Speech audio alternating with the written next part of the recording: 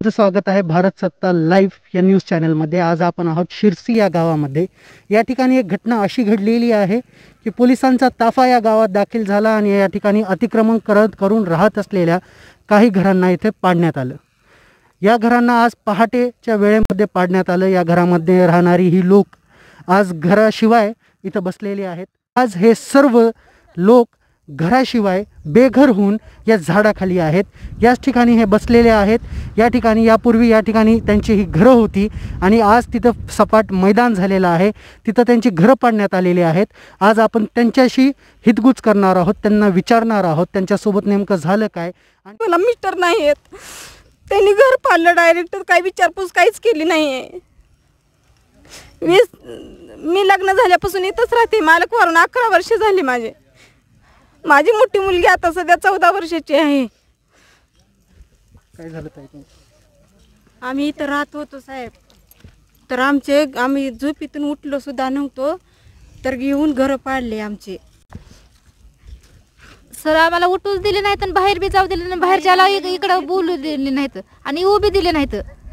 रस्ते सगळे पे केल्यास मग आमचा कसलाच पर्यायच नव्हता आणि विलाज बी नव्हता। मग आम्ही काय करणार? झाले आले की झाले लगेच जेसीपी घराला लावून धडाधड घर पाडला। कुणाला बोलू बी देणार आणि येऊ बी देणार आणि तिकडे बी इकडे येऊ देणार झाले। सर माझं नाव उत्तम शिवाजी जाधव, मी प्रॉपर शिरसी गावचा आहे। तर या ठिकाणी 3 वर्षाखाली 15 ऑगस्ट 2019 मध्ये ग्रामसभा घेऊन ग्रामपंचायतने प्रत्येकी व्यक्तीकडून 6000 रुपये वसूल केले। कारण काय होतं की काही लोकांना जागा नसल्यामुळं ते आम्हाला जागा देणार होते, त्यासाठी त्यांनी आमच्याकडून प्रत्येकी 6000 रुपये वसूल केले। 6000 रुपये वसूल करून आज 2021 मध्येपर्यंत आजपर्यंत आम्हाला जागा मिळालेली नाही।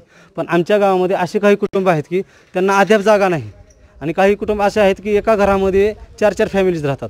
त्याच्यामुळे आम्ही त्यांना पैसे दिले होते की कारण प्रशासकीय माणूस, ग्रामसेवक, माजी सरपंच, त्याच्यानंतर जिल्हा परिषद माजी मेंबर, असे काही व्यक्ती आहेत की जे लोक आजही आम्हाला म्हणतात की तुम्ही 6000 रुपये आम्ही तुम्हाला जागा देऊ। म्हणून आम्ही काय केलं, आम्हाला जागा नसल्यामुळं आम्ही गायरान कब्जा आहे महाराष्ट्र शासनाच्या, त्या जागेमध्ये आम्ही कब्जा केला।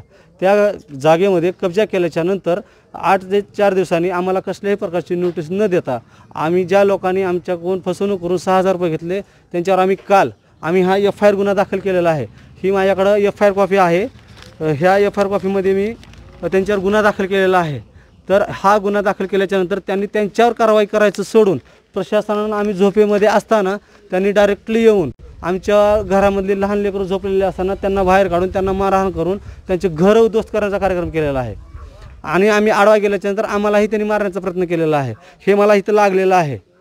ह्या अशा प्रत्येक गोष्टी आहेत। आम्हाला त्यांनी मारहाण केली, आमच्यासोबत त्यांनी आम्हाला धरपकड केलेली आहे। आम्ही पूर्ण अडवायचा प्रयत्न केला, पण प्रशासन हे राष्ट्रीय दबावाखाली